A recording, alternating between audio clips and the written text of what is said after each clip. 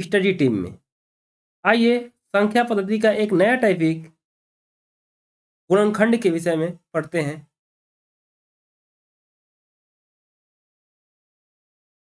गुणनखंड अंग्रेजी में कहते हैं फैक्टर, हिंदी में गुणनखंड। अब आइए देखते हैं गुणनखंड क्या होता है, इसका परिभाषा क्या होता है। वह संख्या जो दी गई संख्या को पूर्णतः विभाजित कर दे वह दी गई संख्या का गुणनखंड कहलाती है। क्या मतलब कि यदि कोई संख्या अगर 24 दी गई है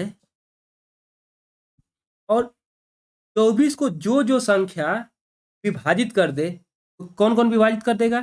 2 से भी विभाजित हो जाएगा, फिर कहेंगे 3 से भी विभाजित हो जाएगा, 4 से भी विभाजित हो जाएगा, और कहेंगे 6 से भी विभाजित हो जाएगा, फिर 12 से भी विभाजित हो जाएगा, फिर 24 से भी विभाजित हो जाएगा। तो ये जो संख्या 24 दी गई है और जिस जिस संख्या से ये विभाजित हो जाएगा, जिस जिस संख्या से या किस किस संख्या से विभाजित हो रहा है, 2 3 4 6 12 24, 24 से विभाजित हो रहा है। तो ये जो संख्याएं हैं, ये जो संख्याएं 24 का क्या कहलाएगा? गुणनखंड कहलाएगा।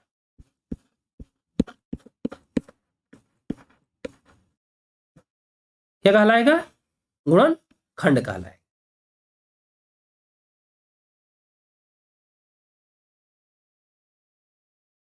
या आम भाषा में कह सकते हैं कि 24 जिन जिन संख्याओं से कटेगा या जिन जिन संख्याओं से विभाजित होगा वह संख्याएं क्या कहलाएगी? उसका गुणनखंड कहलाएगी। 24 किससे किससे कट रहा है? 2 से कट रहा है, 3 से कट रहा है, 4 से कट रहा है, 6 से कट रहा है, 12 से कट रहा है, 24 से कट रहा है। तो ये क्या कहलाएगा? तो ये जो 2 3 4 6 12 24 क्या कहलाएगा? तो 24 का गुणनखंड कहलाएगा। किसका गुणनखंड? तो इस संख्या का गुणनखंड कहलाएगा। 24 का क्या कहलाएगा? ये गुणनखंड कहलाएगा।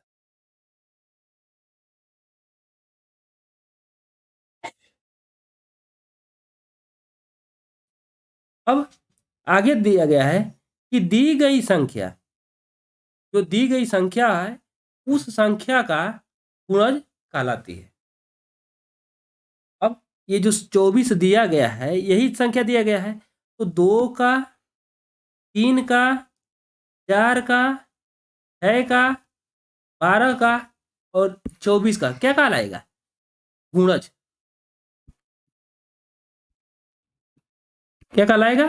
गुणज कहलाएगा। गुणज को दूसरे भाषा में हम कह सकते हैं पहाड़ा। क्या कह सकते हैं? पहाड़ा भी कह सकते हैं।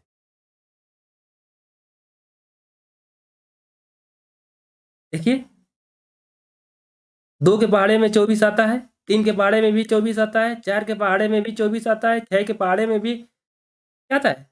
24 आता है, 12 के पहाड़े में भी 24 आता है, 24 के पहाड़े में भी 24 आता है।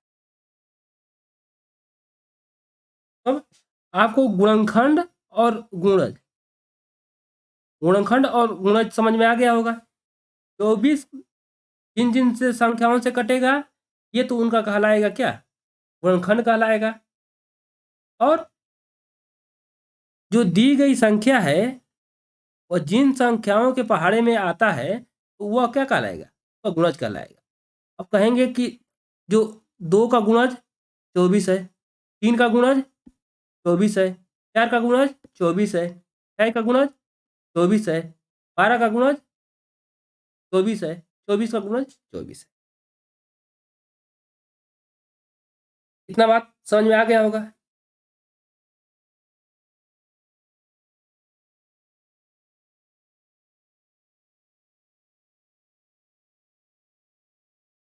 और यहाँ एक चीज देखते हैं, अगर 12 का क्या पूछ दे, अगर 12 का आपसे पूछ दे कि 12 का गुणनखंड, तो गुणनखंड कितना होगा? तो 12 किससे किससे कटेगा? आप कहेंगे 2 से कटेगा, 3 से कटेगा, 4 से भी कटेगा, 6 से भी कटेगा, और 12 से कटेगा। तो ये 2, 3, 4, 6, 12 ये क्या कहलाएगा? ये कहलाएगा गुणनखंड।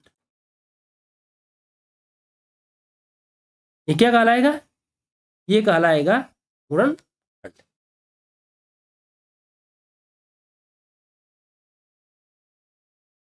अगर 2 का गुणज पूछ दे कि 2 का गुणज कितना होगा, 2 का गुणज कितना होगा, 2 का जितने पहाड़ा है वो लिख दीजिए। 2, 4, 6, 8, 10, 12 ये क्या होगा? ये तो बढ़ता जाएगा। इसका कोई लिमिटेशन है? नहीं, इसका कोई लिमिटेशन नहीं है। ये कितना तक जाएगा? तो ये अनंत तक जा सकता है। ये अनंत तक जा सकता है। तो इसका कोई लिमिटेशन है? तो किसी भी संख्या के गुणज की अधिकतम संख्या क्या हो सकती है? ज्ञात नहीं की जा सकती। किसी भी संख्या का गुणज की संख्या ज्ञात नहीं की जा सकती। अगर हम तीन का गुणज पूछें कि 3 का गुणज क्या होगा, 3 का गुणज लिखिए। आप कहेंगे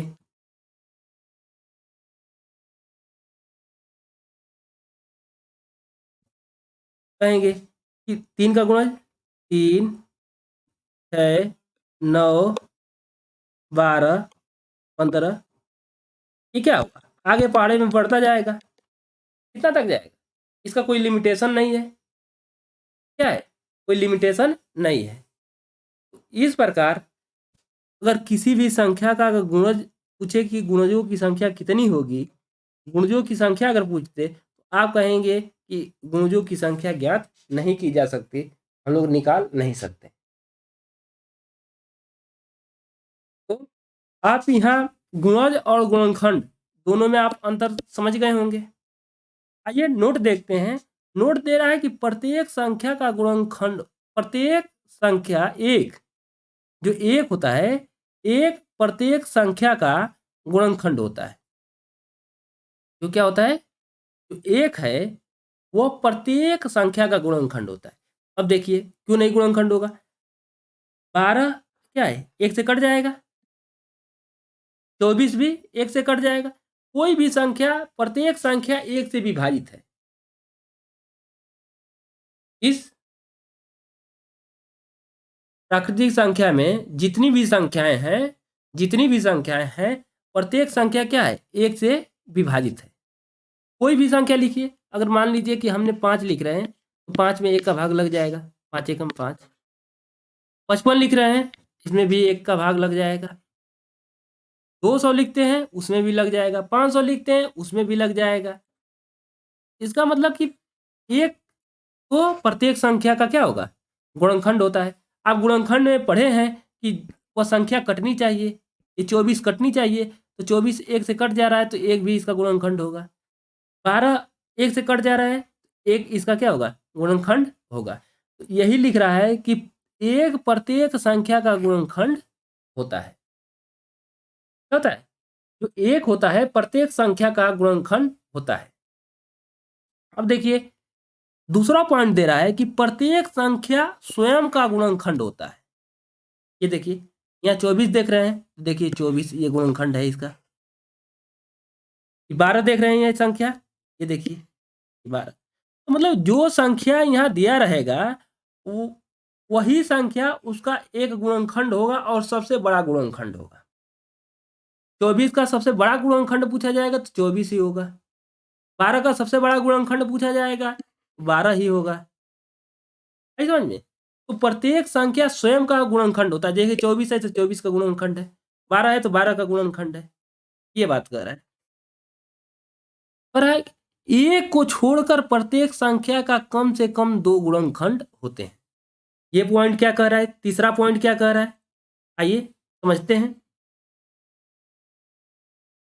कह रहा है कि एक को छोड़ के एक का गुणनखंड केवल एक होता है, इसके अलावा एक का गुणनखंड नहीं होता है। लेकिन 2 का गुणनखंड लेंगे, एक से भी कटेगा और 2 से भी कटेगा। अगर 3 लेंगे तो ये क्या होगा? 1 से कटेगा और 3 से कटेगा। 4 लेंगे,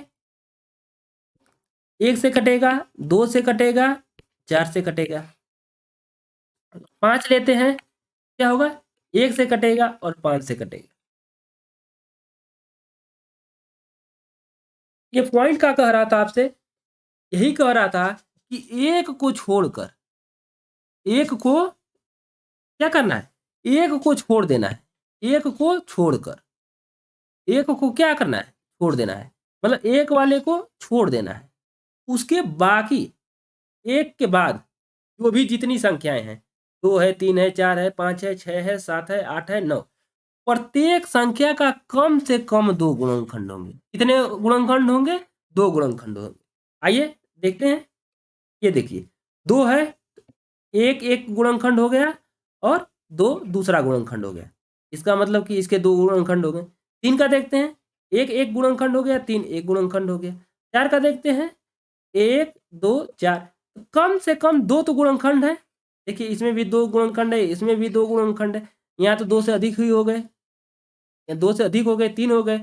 2 से कम क्या कर रहा है, कम से कम 2 होना चाहिए, 2 से कम नहीं हो सकता है। कब कम हो सकता है, तो बस एक ही कंडीशन में, एक के कंडीशन में करे, एक को छोड़कर, जैसे एक का गुणनखंड एक ही होता है, तो एक को छोड़ दिया जाए तो प्रत्येक संख्या, जितनी भी संख्याएं हैं प्राकृतिक में, जितनी भी संख्याएं हैं, प्रत्येक संख्या का कम से कम कितना गुणनखंड होंगे, तो 2 गुणनखंड होंगे। 2 से अधिक तो हो ही सकते हैं, लेकिन न्यूनतम कितने होंगे, तो न्यूनतम 2 होंगे। जैसे इसमें देख रहे हैं, इसमें देख रहे हैं और इस संख्या में देख रहे हैं। अगर यही 6 रहता तो 1 से भी कटता, 2 से भी कटता, 3 से भी कटता, 6 से भी कटता। कम से कम 2 तो है, इसमें तो 2 से अधिक है, लेकिन कम से कम कितना होना चाहिए, 2। देख रहे हैं तो 2 2 2 है। ये तीसरा पॉइंट भी समझ में आ गया होगा। अब गुणज के विषय में जान लीजिए। गुणज के विषय में एक तो हमने बता दिया कि सबसे छोटा गुणज क्या होगा, सबसे छोटा गुणज स्वयं होगा, सबसे छोटा गुणज वह संख्या स्वयं होगी, क्या होगी, वह संख्या स्वयं होगी। जैसे कि अगर 2 का सबसे छोटा गुणज 2 होगा, 3 का सबसे छोटा गुणज 3 होगा। गुणजों की संख्या ज्ञात नहीं की जा सकती है, ज्ञात की जा सकती है, कोई निश्चित तो है नहीं, 1 2 3 4 5, ये तो गिनती नहीं की जा सकती है। इसमें देखिए गिनती की जा सकती है, 1 2 3 4 5 6 7, यह क्या है, 7 है। ये 7 क्या है, निश्चित है, ये क्या है, निश्चित है। 7 से अधिक नहीं हो सकता है इसका गुणनखंड। इसका गिनिए 12 का, 1 2 3 4 5 6, इसमें कितने गुणनखंड हो रहे हैं, तो 6 गुणनखंड हो रहे हैं। 6 से अधिक गुणनखंड हो सकते हैं, आप कहेंगे कि 6 से अधिक गुणनखंड नहीं हो सकते हैं, लेकिन गुणजों की संख्या पूछेगा तो गुणजों की संख्या ज्ञात की जा सकती है, नहीं की जा सकती है, क्योंकि ये कितना पहाड़ा कितना पड़ता जाएगा आगे, कोई इसका श्योर नहीं है, निश्चित नहीं है। ठीक है, सबसे छोटा गुणज स्वयं होगा, इसकी संख्या निश्चित नहीं होती है। आइए आगे बढ़ते हैं।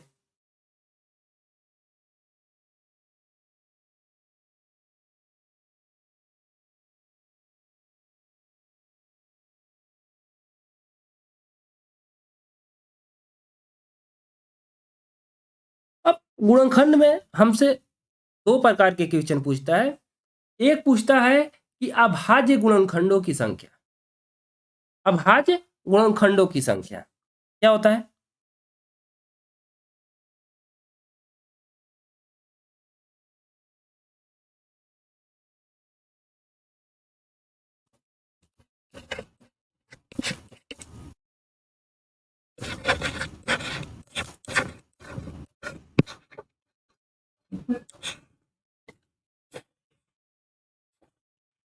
एक तो हमसे पूछता है अभाज्य गुणनखंडों की संख्या। अब कहेंगे अभाज्य गुणनखंड होता क्या है। हमसे क्वेश्चन में पूछता है कि अभाज्य गुणनखंडों की संख्या पूछता है, लेकिन उससे पहले हम जान लेते हैं कि अभाज्य ये अभाज्य गुणनखंड क्या होता है? अभाज्य गुणनखंड क्या होता है? तो अगर कोई सपोज डेट एक संख्या है आपके सामने 24 ले लेते हैं, 24 ले लेते हैं, तो ये शब्द क्या है? पहला अभाज्य। तो अब सबसे छोटा अभाज्य संख्या हम क्या करते हैं, जानते हैं? सबसे छोटा अभाज्य संख्या क्या है? 2। उसके बाद अभाज्य संख्या क्या है? 3। उसके बाद क्या है अभाज्य संख्या? 5। फिर उसके बाद अभाज्य संख्या क्या है? आप कहेंगे 7। फिर उसके बाद 11। फिर उसके बाद 13। जितनी अभाज्य संख्याएं हैं, अब अभाज्य संख्याओं से ही इसको विभाजित करेंगे। क्या करेंगे? इसे अभाज्य संख्याओं से ही विभाजित करेंगे। जैसे सबसे छोटा अभाज्य संख्या 2 है तो 2 से विभाजित करेंगे। ये कितना आ गया? ये 12 आ गया। फिर ये सबसे छोटी अभाज्य संख्या से कटेगा, 2 ही से फिर अभी कट रहा है तो कटाते जाइए। एक कितना होगा? 6 हो जाएगा। फिर ये छोटी अभाज्य संख्या 2 ही से कटेगा, ये 3 हो गया। और अब किस अभाज्य संख्या से कटेगा? और 3 अभाज्य संख्या से कटेगा, ये 1 आ गया।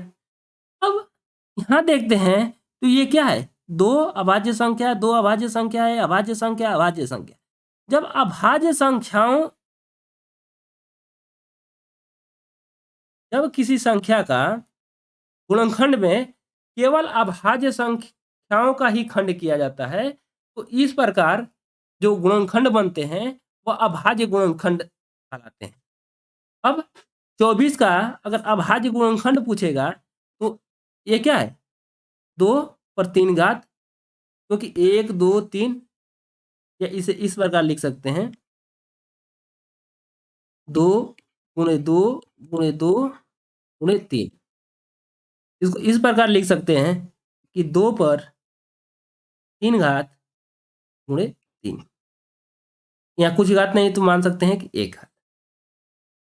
तो यहाँ क्या देख रहे हैं? ये 2 अभाज्य है, 3 भी अभाज्य है। तो ये खंड कैसा हो रहा है? तो अभाज्य के रूप में इसका खंडन हो रहा है।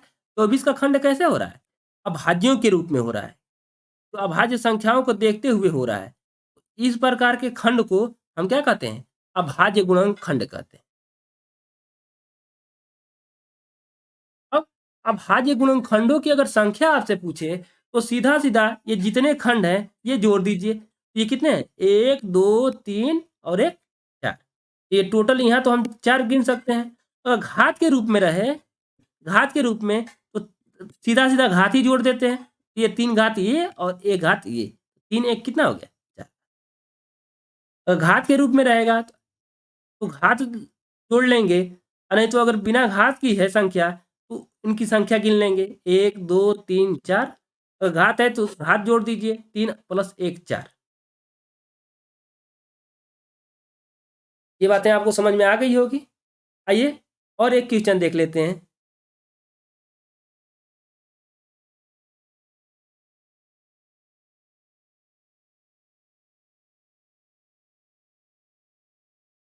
अगर हमारे पास 40 है, अगर हमारे पास 40 है और हमें इसका क्या करना है? अभाज्य गुणनखंड की संख्या पूछ रहा है। हमें पूछ रहा है कि 40 में अभाज्य गुणनखंडों की संख्या कितनी होगी? आइए निकालते हैं। अभाज्य संख्याओं से भी विभाजित करेंगे, ये हो जाएगा 20। फिर 2 से करेंगे 10। फिर 2 से ही करेंगे, ये 5। फिर 5 से करेंगे, ये हो जाएगा 1। अब देखिए ये क्या निकल रहा है? ये हमारे निकल गए अभाज्य गुणनखंड। 40 का अभाज्य गुणनखंड लिखेंगे तो 40 का अभाज्य गुणनखंड हो जाएगा 2 गुणे 2 गुणे 2 गुणे 5। तो इसको लिख सकते हैं 2 पर कितना? 3 घात गुणे 5। अब अभाज्य गुणनखंडों की संख्या पूछ रहा है, तो यही अभाज्य गुणनखंड निकाले हैं। तो इनकी संख्या कितनी है? 1 2 3 4। अगर इस प्रकार दिया है तो ये नहीं, घात दिया है तो ये 5 पर कुछ घात नहीं, तो 1 घात तो माना जाता है, तो 1 घात हो गया। तो 3 + 1 4। ये कितने हो गए? ये 4 हो गए। इसमें अभाज्य गुणनखंडों की संख्या कितनी हो गई? ये 4 हो गई।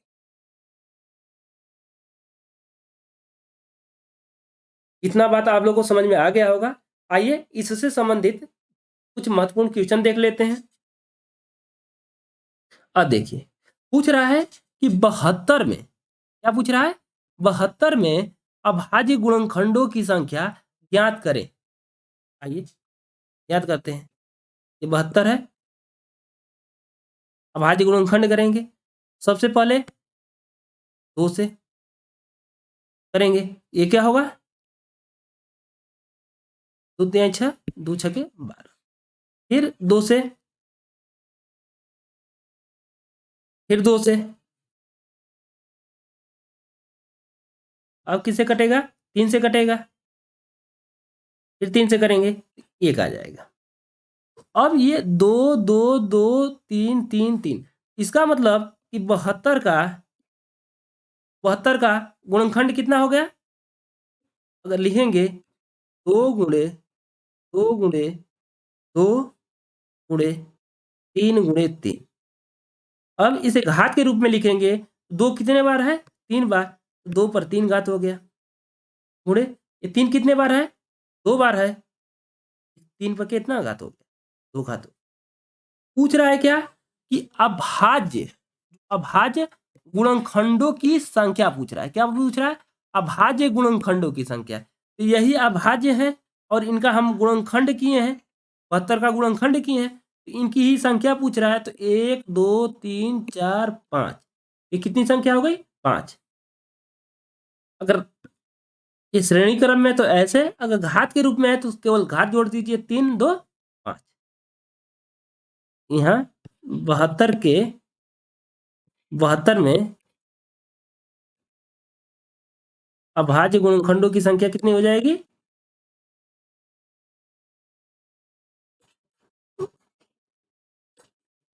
गुणनखंडों की संख्या कितनी हो जाएगी? ये 3 और ये 2, 5। ये हो गया 5। तो 5 हमारा राइट आंसर हो गया। विकल्प नंबर ए हमारा क्या हो गया?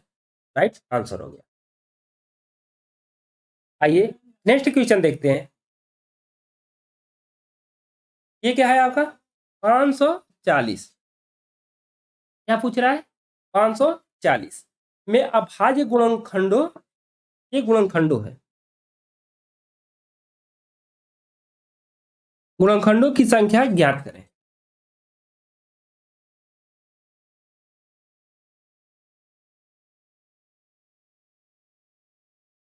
आइए 540 में अभाज्य गुणनखंडों की संख्या ज्ञात करते हैं। तो सबसे पहले 540 का अभाज्य गुणनखंड करते हैं।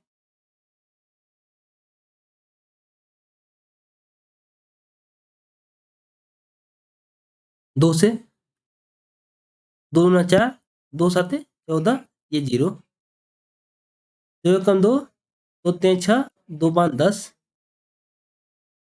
अब देखें, 2 के बाद अभाज्य संख्या क्या आती है? 2 के बाद अभाज्य संख्या 3 आती है। देखते हैं, ये 3 से कट रही है, तो 3 से विभाज्यता का नियम है कि अंकों का योग कर दीजिए। अगर अंकों का योग अगर 3 से कटेगा तो कट जाएगा। तो 5 3 8, 8 1 9, 9 हो जा रहा है। इसका मतलब ये 3 से कट जाएगा। 3 से करिए, 3 चौके 12, 3 पचे 15, फिर 5 4 9, 3 से फिर कट जाएगा। 3 एकम 3, 3 पचे 15, फिर 3 से, 3 पचे 15। अब किससे कटेगा? तो 5 से 1। इसका मतलब 540 का अभाज्य गुणनखंड क्या हो गया? अभाज्य गुणनखंड हो गया 2 गुणे 2 गुणे 3 गुणे 3 गुणे 3 गुणे 5। यही हुआ ना? 2 गुणे 2, 3 गुणे 3 गुणे 3 गुणे 5। अब ये तो हो गया श्रेणी क्रम में। अगर इसे घात के रूप में लिखेंगे तो लिखेंगे 2 पर 2 घात गुणे 3 पर 2 घात, 3 घात है ना, 1 2 3, 2 पर 3 पर 3 घात गुणे 5 कितने बार आया है? एक ही बार आया है, 5 पर 1 घात। अब हमें क्या पूछ रहा है? पूछ रहा है कि अभाज्य गुणनखंडों की संख्या। आइए घात को जोड़ लेते हैं। जब घात को जोड़ेंगे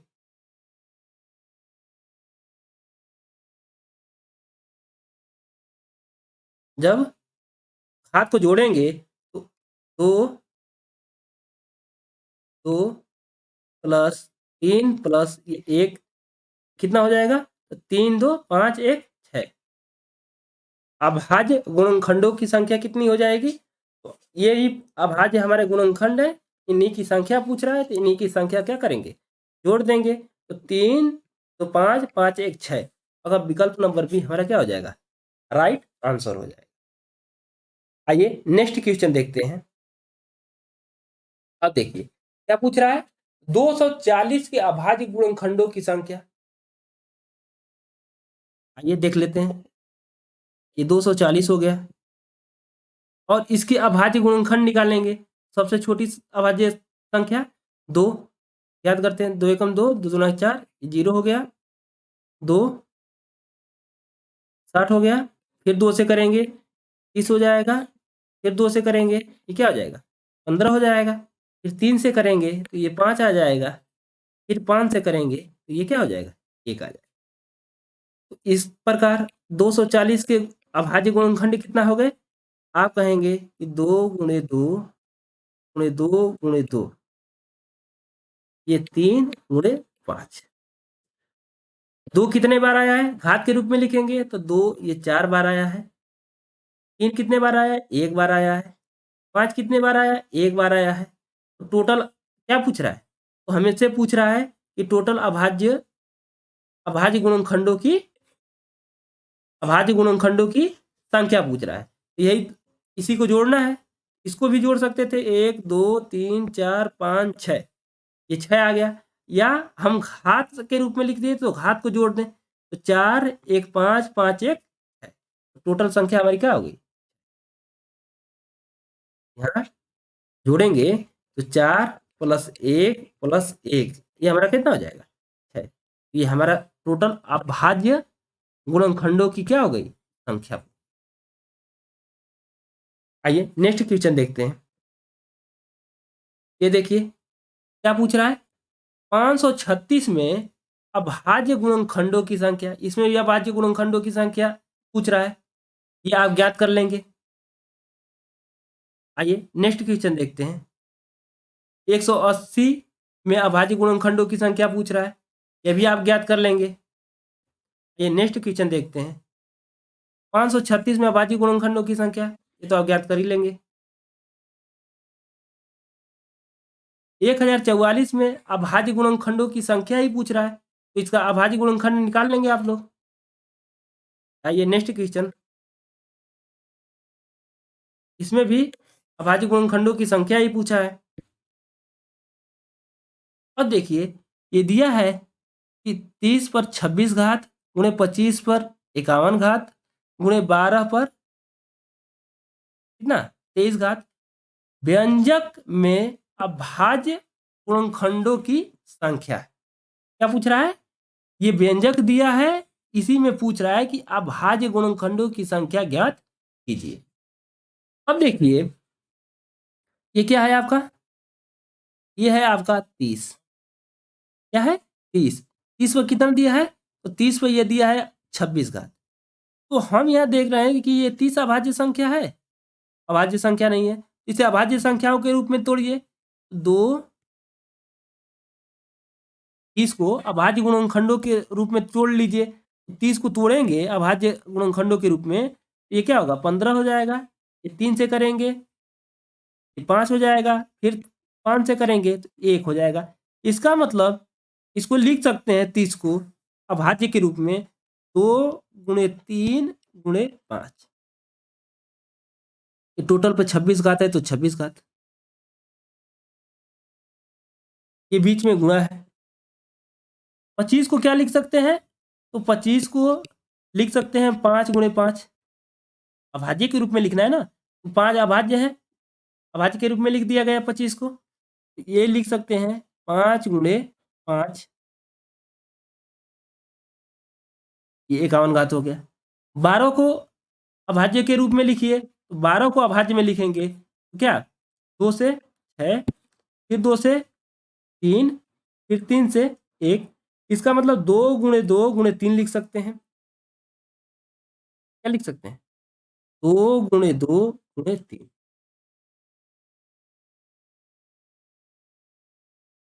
अब क्या हो गया? अब हम प्रत्येक संख्या को अभाज्य के रूप में लिख लिए। अब आप जानते होंगे कि ए गुणे बी गुणे सी, अगर इस पर टोटल पर अगर n घात है तो इसको हम अलग अलग कर सकते हैं कि a पर n गुणे b पर n गुणे c पर n। ठीक है, हमारा घातांक रूल है। इस रूल से के हिसाब से लिख सकते हैं कि 2 पर 26 घात गुणे 3 पर 26 घात गुणे 5 पर क्या है 26 घात, फिर गुणे है। ये 5 पर क्या लिख सकते हैं? तो 5 पर 51 गुणे, इस 5 पर भी क्या लिख सकते हैं 51 घात, फिर गुणे।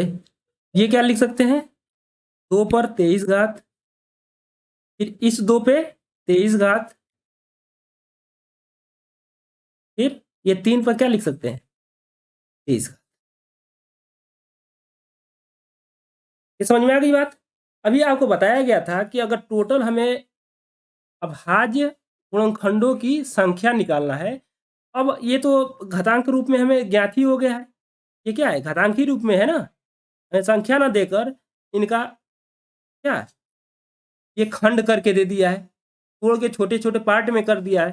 तो हम तो इसका निकाल लिए क्या, इसको निकाल लिए घातांक के रूप में। अब बताए हैं कि अभाज्य गुणनखंडों की संख्या पूछेगा तो सीधा सीधा क्या करेंगे, घात को जोड़ देंगे। क्या करेंगे, घात को सीधा सीधा जोड़ देंगे। तो यहाँ जोड़ दीजिए 26 plus 26 plus 26 plus 51 plus 51 plus 23 plus 23 plus 23। ये क्या हो गया हमारा, ये टोटल संख्या किसकी आ गई, तो ये आ गई हमारा अभाज्य गुणनखंडों की संख्या आ गई। अब देखिए, अब आते हैं विकल्प पे। अगर इसको जोड़ेंगे तो कम से कम 10 सेकंड तो लगेगा ही, लेकिन एक हमारे पास शस्त्र है क्या, इकाई का अंक से। इकाई का अंक क्या होता है, बस इकाई वाले अंक को ही अगर जोड़ रहेगा तो जोड़ देंगे, गुणा रहेगा तो गुणा कर देंगे, ठीक, घटाना रहेगा तो घटा देंगे। तो इकाई वाला ने देख रहे हैं कि यहाँ 9 है, यहाँ 0 है, यहाँ 5 है, यहाँ 0 है। इसका मतलब कि प्रत्येक ये 3 संख्याएं अलग अलग हैं, तो हम 2 को या 3 को क्या कर सकते हैं, विकल्प को हटा सकते हैं। आइए जोड़ते हैं, 3 3 6 3 9 1 10 1 11 11 6 17 17 17 6 23 23 6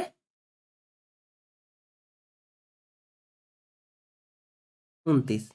29 में इकाई का अंक कितना आ रहा है 9, क्या आ रहा है इकाई का अंक 9, 29 ही आ रहा है ना। तो 29 ये 2 हासिल हो जाएगा, ये क्या होगा 9 लिखा जाएगा। तो इकाई के स्थान पे क्या आ रहा है 9 आ रहा है। आइए विकल्प में देखते हैं 9, ये 9 नहीं है, अर्थात ये विकल्प नहीं होगा। 9 ये नहीं है, ये भी नहीं होगा। 9 इकाई के अंक स्थान पे नहीं है, ये भी नहीं होगा। बस एक विकल्प जो है जिसकी इकाई का अंक 9 दिख रहा है, अतः विकल्प नंबर ए हमारा क्या हो जाएगा, राइट आंसर हो जाएगा।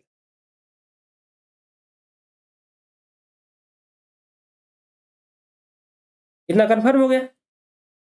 अब ये तो निकालने का तरीका हो गया। इस विधि द्वारा हमें क्या करना है, निकालना है। लेकिन हमें क्या करना है, हमें तुरंत तत्काल कंपटीशन में क्या, कंपटीशन का मतलब क्या होता है, समय का बचत करना। आइए समय का बचत करते हैं।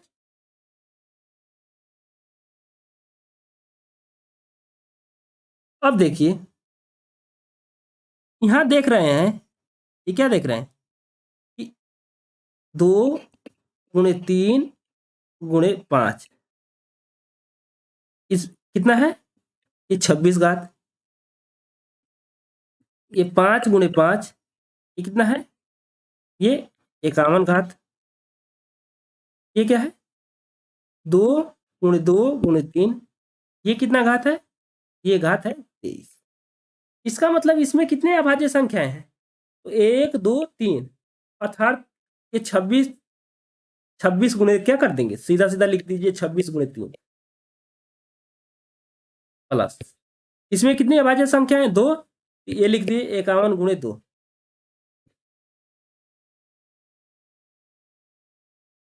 प्लस ये कितनी अभाज्य संख्याएं हैं, इसमें आप कहेंगे कि इसमें 3 अभाज्य संख्या है, इसमें 3 का गुणा कर दीजिए घात में, 23 गुणे क्या आ जाएगा। अब इकाई अंक ज्ञात कर लीजिए, 18 क्या हो जाएगा, 18 को 8, ठीक, ये 3 दूना के 6, 1 7,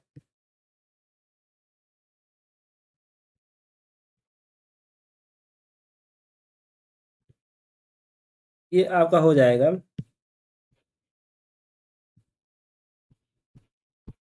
102। ये क्या हो जाएगा,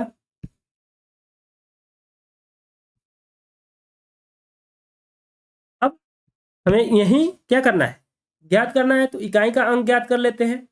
8 2 10, 10 9 19, तो अर्थात इकाई का स्थान पे क्या हो गया, 9। तो 9 में विकल्प में एक ही विकल्प में है, तो अतः हमारा आंसर क्या हो गया, ए सही हो गया। ठीक है, तो ये हमारा हो गया वैकल्पिक विधि, और ये हो गया रूल के द्वारा। आइए नेक्स्ट क्वेश्चन देखते हैं। ये देखिए सेम टू सेम वही क्वेश्चन, 30 का खंड कर देते हैं। तो 30 का खंड करेंगे तो क्या आएगा, 2 × 3 × 5, यही होगा ना 30 का खंड। इसका मतलब कि 2 × 3 × 5 हो गया 30 का खंड। घात कितना है, ये 15 घात हो गया।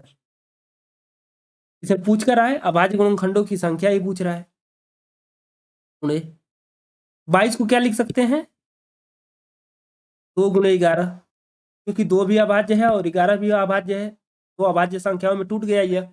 इसका मतलब कि 2 × ये 11 हो गया। घात कितना है ये, तो ये 11 घात है।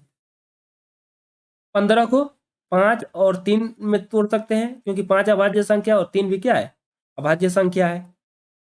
इसको लिख सकते हैं 3 × 5, ये कितना घात है, ये 24 घात। अब देखिए इसमें कितने अभाज्य संख्या है, 1 2 3, इसमें घात में 3 का गुणा कर देंगे, तो 15 तिया कितना हो जाएगा, 15 तिया 45 हो जाएगा। इसमें कितनी संख्या है, 1 और 2, 2 का गुणा कर देंगे, 2 का गुणा कर दीजिए, 11 दूना के कितना हो गया, 22। फिर इसमें कितनी संख्या है, अभाज्य संख्या है, 2, 1 और 2, 3 और 5, 2 ही हुए ना, तो इसमें 24 में 2 का गुणा कर देंगे, तो 24 दूना का कितना होता है, तो ये होता है 24 दूना 48। अब निकाल लीजिए, इकाई का अंक ज्ञात कीजिए, तो 8 2 10, 10 5 15 को 5। अब देखिए इकाई का स्थान पे ये तो हो नहीं सकता है, ये नहीं हो सकता है, क्योंकि इकाई के स्थान पे ये 0 है। लेकिन 2 संख्याएं ऐसी है जिसके इकाई के अंक पर क्या 5 है, या तो डी हो सकता है या तो बी हो सकता है। तो इकाई अंक निकालने पर हमें क्या समझ में नहीं आ रहा है कि कौन सा विकल्प होगा, आगे हल कर लेते हैं। 4 2 6, 6 4 10, 1 हासिल कितना हो गया, 4। इसका मतलब 100 क्या हो गया 15, अतः विकल्प नंबर बी हमारा क्या हो जाएगा, राइट आंसर हो जाएगा। क्या हो जाएगा, 115 हमारा राइट आंसर हो जाएगा। आइए नेक्स्ट क्वेश्चन देखते हैं। सेम टू सेम वही क्वेश्चन है। 56 का खंड कर लीजिए, 56 का खंड कर लीजिए, कितना हो जाएगा,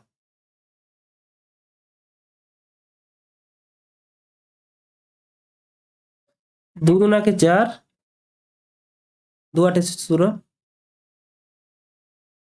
ये कितना हो जाएगा 14, फिर ये 7, ये 7 से करेंगे तो ये हो गया 1। इसका मतलब 56 का को क्या लिख सकते हैं, तो आप लिखेंगे 2 गुणे 2 गुणे 2 गुणे 7, टोटल पे घात कितना लिखेंगे, ये 20 है तो 20 गुणे 36 को क्या लिख सकते हैं, 36 का खंड करेंगे तो 18 हो गया, फिर 2 से करेंगे 9 हो जाएगा, फिर 3 से करेंगे ये 3 हो जाएगा, फिर 3 से करेंगे क्या हो जाएगा 1 हो जाएगा। इसका मतलब कि 36 को क्या लिख सकते हैं, अभाज्य गुणनखंड के रूप में लिखेंगे 2 गुणे 2 गुणे 3 गुणे 3।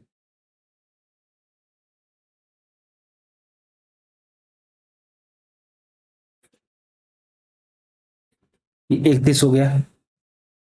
42 का खंड कर लीजिए, 42 का खंड करेंगे क्या, 2 से 21, 3 से, ये क्या हो गया, इसका मतलब ये हो गया आपका 2 गुणे 3 गुणे क्या हो गया 7, ये कितना घात है, तो ये है 13 घात। और 13 देख रहे हैं कि तो 13 क्या है, हमारा अभाज्य संख्या ही है, तो 13 और ये कितना हो गया 21 घात हो गया ये। अब देखिए अभाज्यों की संख्या पूछ रहे थे, इसमें कितने अभाज्य संख्या है, इसमें कहेंगे कि 4 अभाज्य संख्या है, तो इसमें गुणा कर दीजिए घात में 4 का, तो ये 20 गुणे 4 कितना हो जाएगा, ये हो जाएगा हमारा 80 प्लस, इसमें कितनी संख्या है 1 2 3 4, 4 संख्या है, 31 में गुणा कर देंगे,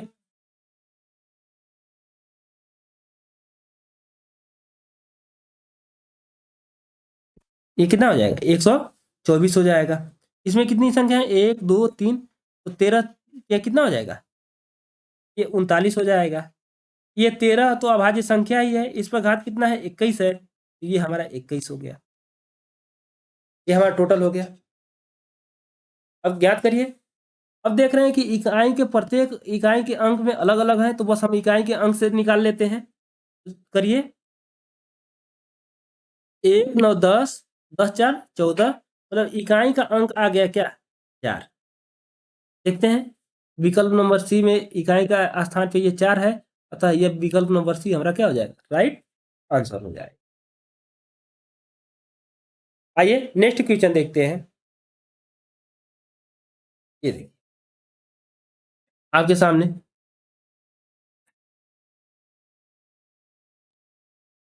ये 2 पर 17 घात हो गया, गुणे 6 को क्या लिख सकते हैं, तो 2 गुणे 3 लिख सकते हैं अभाज्यों के रूप में, ये है 31 घात, गुणे 7 तो अभाज्य संख्या है, 5 ये तो दिया ही है, 10 को क्या लिख सकते हैं, 5 गुना के क्या लिख सकते हैं 10, ये कितना घात है, ये है 11, ये क्या है 11 पर 10, तो 11 अभाज्य संख्या ही है। 21 को क्या लिख सकते हैं, 3 और 7 लिख सकते हैं, ये तो होता है, इस पर 12 घात है। हमें अभाज्य गुणनखंडों की संख्या ही पूछ रहा है, निकाल लेते हैं, ये तो 17 हो जाएगा। इसमें ये कितनी है 1 और 2, 2 का गुणा कर देंगे, 2 का गुणा करेंगे इसमें 65 छोड़ जाएगा, ये क्या हो जाएगा, ये तो 5 हो जाएगा। इसमें कितनी संख्या है 2, तो 11 दुना के कितना हो जाएगा 22 हो जाएगा, प्लस ये 10 सही है, क्योंकि 11 अभाज्य संख्या है तो बस हाथ ही देखेंगे। इसमें कितने हैं 1 और 2, 2 अभाज्य संख्याएं हैं, तो ये क्या हो गया 12 गुना के कितना हो जाएगा 24। ये हो गया। अब देख रहे हैं इसका इकाई का अंक, देखिए इकाई का अंक देख रहे हैं तो सबका अलग अलग है, तो इकाई अंक से हम ज्ञात कर लेते हैं।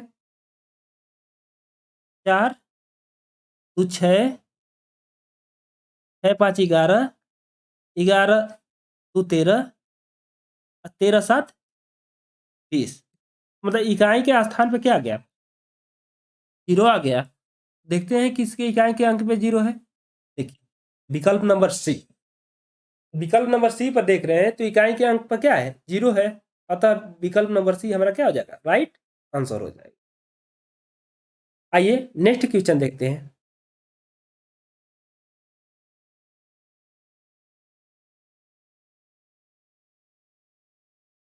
देखिए ये क्या है, 1278 के गुणनखंडों की संख्या पूछ रहा है। क्या कह रहा है, गुणनखंडों की संख्या पूछ रहा है। इसमें अभाज्य गुणनखंडों की संख्या नहीं पूछ रहा है, क्या पूछ रहा है कि गुणनखंडों की संख्या क्या होगी। आइए इसके विषय में कुछ पढ़ लेते हैं। आपको बताया गया था कि 12 किस किस संख्या से कट रहा है, तो 12 कट रहा है आपका 1 से, 2 से, 3 से, 4 से, 6 से और 12 से। तो अब पूछ रहा है कि इसमें गुणनखंडों की संख्या कितनी होगी। तो 12 के गुणनखंड कितने हुए, कितने हुए, एक गुणनखंड है, 2 भी गुणनखंड है, 3 भी गुणनखंड है, 4 भी गुणनखंड है, 6 भी गुणनखंड है और 12 भी गुणनखंड है। तो ये टोटल गुणनखंडों की संख्या कितनी हो गई, तो आप कहेंगे कि 3 3 6, ये टोटल गुणनखंडों की संख्या हो गई 6। अगर आपको 24 का पूछ दिया, आप निकालेंगे, 1 से कटेगा, 2 से कटेगा, 3 से कटेगा, 4 से कटेगा, 6 से कटेगा, 12 से कटेगा और 24 से कटेगा। कितने हुए, 1 2 3 4 5 6 7। आप कहेंगे कि इसके टोटल गुणनखंड कितने हुए, तो ये टोटल आप बताएंगे कि ये हो गया हमारा।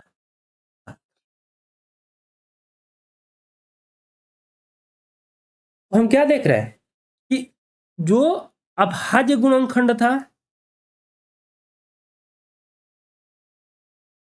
जो अभाज्य गुणनखंड था,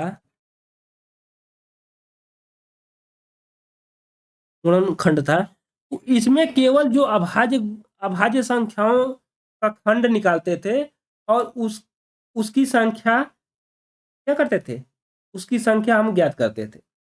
लेकिन इसमें जिस जिस संख्या से यह संख्या कटेगी वो टोटल गुणनखंड होंगे। इसमें 1 भी गुणनखंड होगा, 2 भी गुणनखंड होगा, 3 भी गुणनखंड होगा, 4 भी गुणनखंड होगा, 6 भी गुणनखंड होगा और 12 भी गुणनखंड होगा। लेकिन अभाज्य गुणनखंड में क्या था कि केवल और केवल अभाज्य संख्याएं का गणना होता था।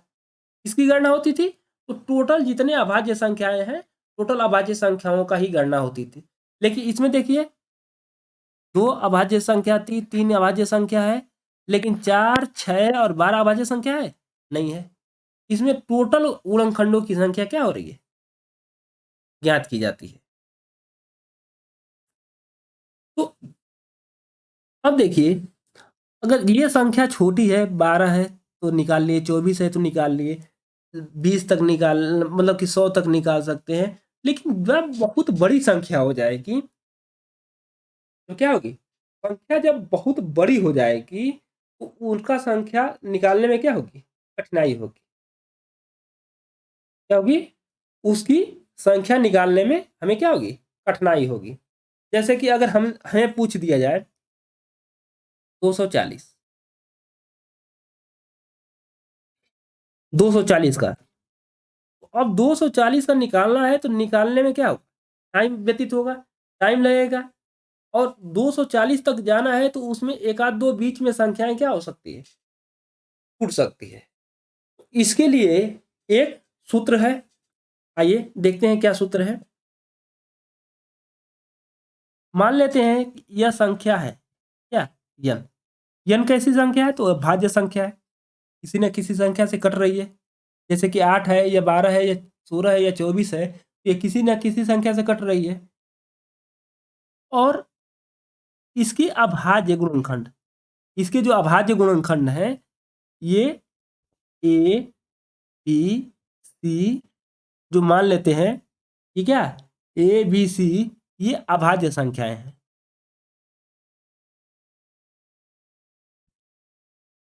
ये क्या है? ये अभाज्य संख्याएं हैं। ये अभाज्य संख्याएं हैं। ठीक। अब अगर n को अगर a पर p गुणे b पर q गुणे c पर r इस प्रकार लिखते हैं। जैसे कि 24 आता था, 24 को क्या करते थे? अभाज्य गुणनखंड लिखते थे। तो ये क्या,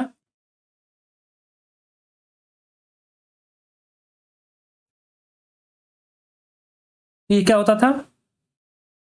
ये हो जाता था 12, फिर 2 से ये 6, फिर 2 से ये 3, फिर 3 से ये क्या हो जाता था? 1 हो जाता था। तो ये जो था संख्याएं, ये जो संख्याएं था क्या,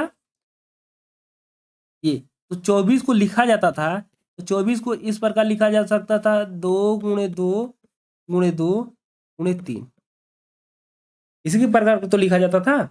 जब इस प्रकार लिखा जाता था तो अब देखिए घात के रूप में लिखते थे, तो इसको लिखते थे 2 पर 3 घात गुणे 3 पर 1 घात। उसी प्रकार मान लेते हैं कि ये ए बी सी, जैसे यहाँ यहाँ 2 3 ये 5 ये कोई अभाज्य संख्याएं हैं।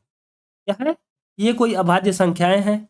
और इस जो संख्या n को लिखा जा रहा है, जैसे यहाँ 24 को लिखा जा सकता है 2 पर 3 घात गुणे 3 पर 1 घात, उसी प्रकार इस संख्या को लिखा जाता है a पर p घात गुणे b पर q घात प्लस c पर r घात। ठीक है, इस प्रकार लिखा जा रहा है। अब n के कुल गुणनखंडों की संख्या अगर इस प्रकार लिखा जा रहा है, तो n के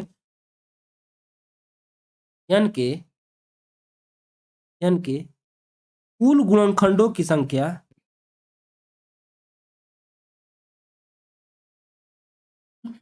गुणनखंडों की कुल गुणनखंडों की संख्या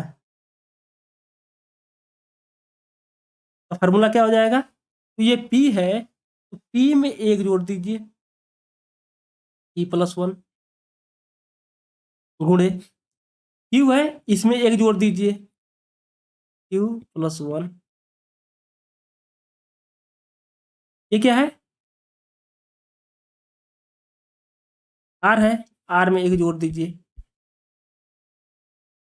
तो यही जो हमारा p+1 q+1 और r+1 ये हमारा क्या हो जाएगा? n के कुल गुणनखंडों की क्या हो जाएगी? संख्या हो जाएगी।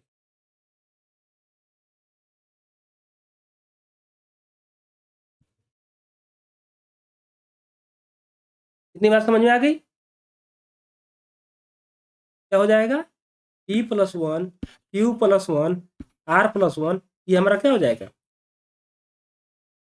कुल अभाज्यों की संख्या हो जाएगा। आइए इसको उदाहरण के द्वारा समझ लेते हैं।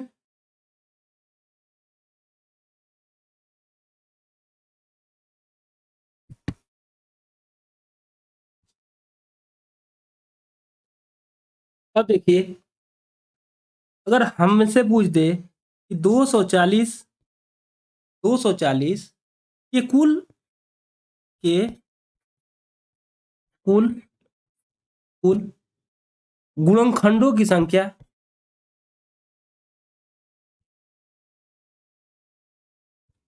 कुल गुणनखंडों की संख्या, कुल गुणनखंडों की संख्या। तो इसका सबसे पहले क्या करेंगे? तो 240 का अभाज्य गुणनखंड करेंगे। क्या करेंगे? 240 का अभाज्य गुणनखंड ज्ञात करेंगे। आइए निकालते हैं पहले।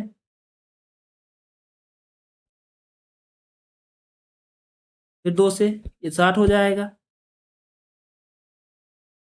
फिर 2 से करेंगे ये 30 हो जाएगा, फिर 2 से करेंगे ये 15 हो जाएगा, फिर 3 से करेंगे ये 5 हो जाएगा, फिर 5 से करेंगे ये 1 हो जाएगा। तो इस प्रकार 240 को हम क्या लिख सकते हैं? आप कहेंगे कि 240 को हम लिख सकते हैं क्या? 1 2 3 4, तो 2 पर हम लिख सकते हैं 4 घात गुणे 3 पर 1 घात गुणे ये क्या 5 पर 1 है तो 1 घात। आप फार्मूला में पढ़े हैं कि जो ये अभाज्य संख्याएं हैं 3 और 5, 2 3 5, ये जो अभाज्य संख्याएं हैं तो इसका जो घात है, ठीक है, इसका जो ये घात है, घात में 1 जोड़कर आपस में गुणा कर देंगे तो ये हमारा क्या निकल जाएगा? तो ये हमारा टोटल क्या निकल जाएगा? तो ये हमारा टोटल निकल जाएगा कुल गुणनखंडों की संख्या। आइए निकालते हैं। तो 4 में 1 जोड़ दीजिए गुणे 1 में 1 जोड़ेंगे 1 प्लस 1, यहाँ भी 1 में 1 जोड़ेंगे क्या हो जाएगा 1 प्लस 1, ये 4 1 क्या हो जाएगा 5, 1 1 2, या 1 1 2, टोटल संख्या कितना हो जाएगा? तो 5 गुना के 10 गुना के 30, ये कितना हो जाएगा? ये टोटल संख्या आ जाएगी हमारी क्या 30। तो हमारा क्या निकल जा रहा है कि टोटल अभाज्य संख्या निकल जा रही है हमारे पास कितना है 30। यही हमारा फार्मूला था कि यदि यन कोई संख्या है ए बी सी अभाज्य संख्याएं हैं और यन को लिखा जाता है ए पर अगर यन का खंड किया जाता है और ए पर पी घात हो रहा है, बी पर क्यू घात हो रहा है, सी पर आर घात हो रहा है, तो यन के कुल गुणनखंडों की संख्या जो होगी वह इसमें प्रत्येक जो घात में 1 जोड़ देंगे तो P plus 1, Q plus 1, R plus 1, ठीक, और आपस में क्या कर देंगे गुणा कर देंगे, वही हमारा क्या होगा टोटल गुणनखंडों की संख्या हो जाएगी।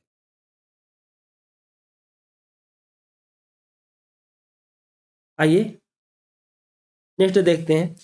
अगर मान लीजिए कि कोई हमारी सबसे छोटी संख्या अगर 24 रहता, अगर 24 का हमें पूछता कि 24 का गुणनखंड, तो हम ऐसे भी निकाल सकते हैं 1 से कटेगा, 2 से कटेगा, 3 से कटेगा, 4 से कटेगा, 6 से कटेगा, 12 से कटेगा और किससे कटेगा? तो ये कहेंगे कि 24 से कटेगा।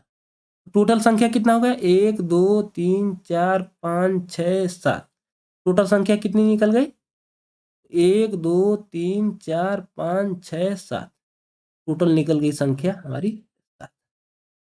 टोटल कितनी निकल गई संख्या? तो हमारी टोटल संख्या निकल गई 7। तो आइए 24 को निकाल कर देख लेते हैं।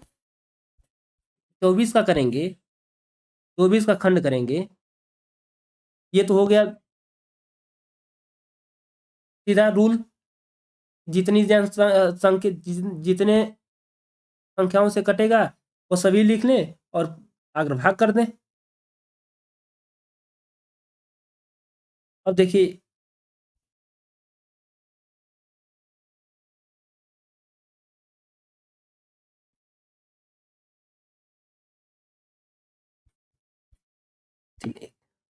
अब 24 को क्या लिख सकते हैं? तो 24 को कहेंगे कि अगर घात के रूप में लिखेंगे तो 2 पर 3 घात गुणे 3 पर 1 घात। अब रूल क्या है? इसमें 1 जोड़ देंगे, 3 में 1 जोड़ देंगे क्या हो जाएगा ये 3 प्लस 1,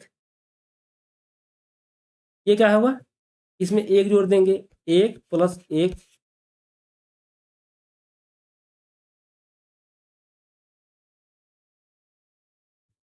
ये क्या होगा 3 1 4, ये 1 1 2, ये कितनी हो गई? ये संख्या हमारी क्या आ जा रही है? ये संख्या 8 आ जा रही है। इसका मतलब इसमें क्या हो रहा है कुछ संख्याएं छूट रहा है। देखिए देखिए इस इसमें एक संख्या छूटा हुआ है, 24 किससे और कटेगा? आप कहेंगे कि 8 से भी कटेगा। किससे कटेगा? ये संख्या 8 से भी कटेगा। तो ये कितनी अब संख्या हो गई? तो 1 2 3 4 5 6 7 8, ये टोटल संख्या निकल गई 8। अगर हम डायरेक्ट कर रहे हैं तो ये हमें 8 दे रहा है। क्या हो रहा है? हमें 8 दे रहा है। और इस फार्मूले के द्वारा कर रहे हैं तो ये फार्मूला भी हमें क्या दे रहा है? संख्या 8 दे रहा है। ये हमें कितना दे रहा है? ये हमें संख्या दे रहा है 8। तो बड़ी संख्या रहेगी, अगर कोई बहुत बड़ी संख्या दे देगा तो हमें क्या करना होगा? हमें फार्मूले से ही याद करना पड़ेगा। क्या होगा? हमें फार्मूले से ही ज्ञात करना पड़ेगा। आइए देखते हैं।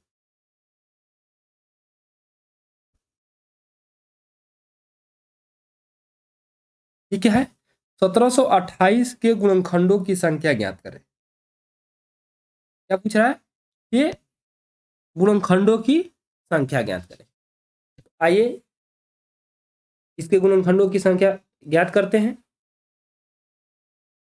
इसका अभाज्य गुणनखंड निकालते हैं 1728 का।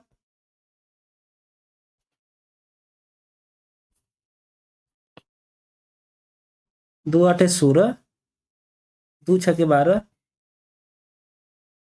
2 4 8, फिर 2 से करेंगे, ये 4, ये 3 और ये 2, 2 हो जाएगा। 2 एकम 2 हो जाएगा, ये 2 6 12 हो जाएगा। फिर 2 से, 2 एकम 2, 2 8 16, फिर 2 से करेंगे, फिर 2 से करेंगे,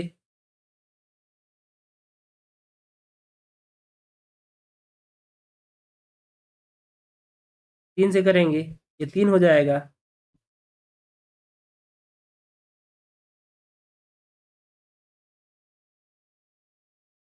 ये 9 हो जाएगा। फिर 3 से करेंगे, 3 हो जाएगा। 3 से करेंगे, ये क्या हो जाएगा? हमारा 1 हो जाएगा। इस प्रकार 1728 को क्या लिख सकते हैं? लिख सकते हैं 1 2 3 4 5 6। लिख सकते हैं 2 पर कितने घात? 6 घात। कितनी संख्या है 2 का? 3 3 6। और 3 पर कितना है? तो 3 पर घात है आपका 3। यही तो है। अब क्या पूछ रहा है? हमें पूछ रहा है कि गुणनखंडों की संख्या। क्या पूछ रहा है? हमें गुणनखंडों की संख्या। तो आइए गुणनखंडों की संख्या ज्ञात करते हैं। तो हमें फॉर्मूला क्या है कि ये जितने घात होती हैं इसमें एक जोड़ दिया जाता है और आपस में गुणा कर दिया जाता है। तो ये 6 है, तो 6 में क्या करेंगे? एक जोड़ देंगे, गुणे। यहाँ 3 है तो 3 में एक जोड़ेंगे, 3 1, 6 1 कितना हो जाएगा? 7, गुणे ये कितना हो जाएगा? तो 3 1 4, कितना हो जाएगा? 3 1 4, 7 चौक 28। टोटल कितने हो गए? 28। अतः गुणनखंडों की संख्या कितनी हो जाएगी? अगर 728 का अगर गुणनखंड निकालेंगे तो 28 गुणनखंड होंगे। कितने गुणनखंड होंगे? 28। अतः विकल्प नंबर 1 हमारा क्या हो जाएगा? राइट आंसर हो जाएगा। इतना समझ में आ गया? आइए नेक्स्ट क्वेश्चन देखते हैं। देखिए 14 20 के गुणनखंडों की संख्या ज्ञात करें। क्या कह रहा है? 14 20 के गुणनखंडों की संख्या पूछ रहा है। आइए ज्ञात करते हैं।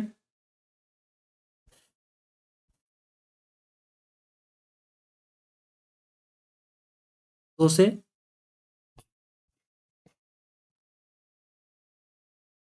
2 से कटेगा,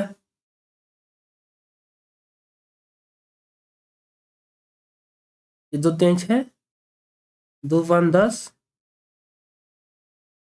2 5 10। अब देखें 3 से कटेगा, 5 5 10, 10 3 13, ये 3 से तो कटेगा नहीं क्योंकि अंकों का योग क्या होना चाहिए, 3 से कटना चाहिए, तो ये कट नहीं रहा है। 5 5 10 13 हो जा रहा है। अब किससे कटेगा, इकाई के अंक में 5 है तो 5 से कट जाएगा। 5 7 35, 5 कम 5।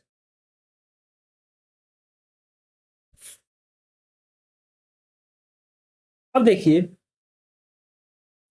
71 क्या है, 71 क्या है, आप कहेंगे कि 71 जो है क्या है, अभाज्य संख्या है। क्या है, भाज्य है कि अभाज्य है?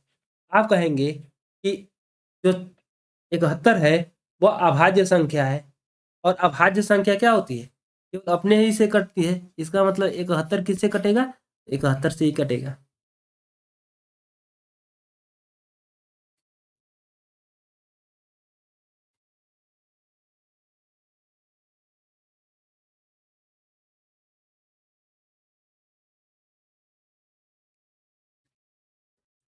अब 1420 को क्या लिख सकते हैं, ये 2 पर कितना घात है, 2 पर 2 घात है। 5 पर कितना घात है, 5 पर 1 घात है। 71 पर कितना घात है, 71 पर भी 1 घात है। तो हम क्या करते हैं, तो हमारा यही काम होता है कि जब हमें अभाज्य संख्या पूछता है, अभाज्य नहीं गुणनखंडों की संख्या पूछता है, तो क्या करते हैं, फॉर्मूला जानते हैं कि जितनी घात है उसमें एक जोड़ का आपस में गुणा कर देते हैं। तो ये 2 में 1 जोड़ देंगे, 2 1 3 हो जाएगा। ये 1 है, 1 में 1 जोड़ देंगे, 1 प्लस 1 हो जाएगा। यहाँ भी 1 घात है, इस घात में जोड़ देंगे 1 प्लस 1, ये क्या हो जाएगा। टोटल संख्या कितनी हो गई, ये टोटल संख्या कितनी हो गई, तो ये कहेंगे कि 2 1 3 हो गई, गुणे 1 1 कितना हो गई, 2 हो गई। 1 1 कितना हो गई, 2। 3 दुना के 6 दुना के कितना हो गया, ये हो गया हमारा 12। अतः विकल्प नंबर ए हमारा क्या हो जाएगा, राइट आंसर हो जाएगा। क्या हो जाएगा, हमारा राइट आंसर हो जाएगा। आइए नेक्स्ट क्वेश्चन देखते हैं। अब देखिए यहाँ क्या पूछ रहा है, 10,800 के भाजकों की संख्या, क्या कह रहा है, भाजकों की संख्या ज्ञात करें। अब देखिए गुणनखंड जो है,